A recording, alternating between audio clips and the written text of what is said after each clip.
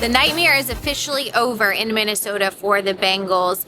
And following the game, we had a chance to talk to Zac Taylor and a number of players. And across the board, the story was it was just not good enough today. And there was a lot of anger, frustration, and disappointment in that locker room. But let's talk a little bit about what happened today. It was the first game without Joe Burrow that this team was going to have to play mistake-free football. It's one of the toughest environments to play in all of sports. So it was going to take almost a perfect game for the Bengals to come in here and win, even though the Vikings were also starting a backup quarterback in Carson Wentz. And from the jump, it just didn't feel like this game was going to go the Bengals' way.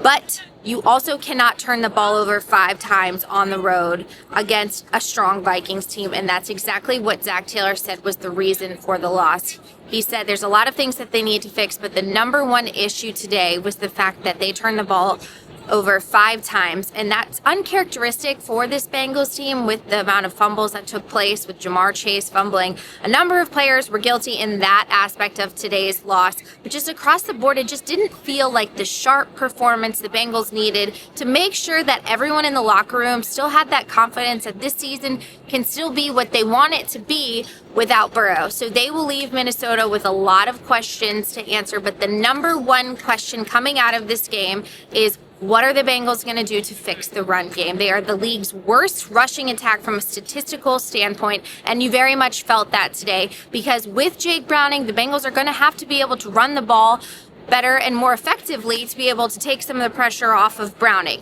They weren't able to do that. They had less than 60 rushing yards. Meanwhile, the Vikings had over 100 rushing yards. And that's really the biggest issue with this team right now, is that they aren't able to be a team that's multiple, and being able to run the ball allows the Bengals passing attack to open up a little bit. And right now they're just missing that cohesiveness. And Zac Taylor said, we will look at everything and we've really got to figure out what our identity needs to be in the run game. On defense, you can say that wasn't the reason why the Bengals lost today. Of course, those turnovers were the biggest reason, but still not good enough on defense across the board. They were able to manufacture a little bit more of a pass rush with Chris Jenkins coming alive, but the issue today was the run defense. They gave up too many leaky yards, not good enough tackling across the board for this Bengals defense. So it very much feels like this team has yet to put its best game collectively from offense and defense together. And they're hoping that they can do so in a hurry because their next game is on Monday Night Football against the Denver Broncos, and they'll have to show better than they did today. All right, that is it for some takeaways from today's loss in Minnesota. Be sure to keep it at Cincinnati.com for all of your coverage of the Cincinnati Bengals.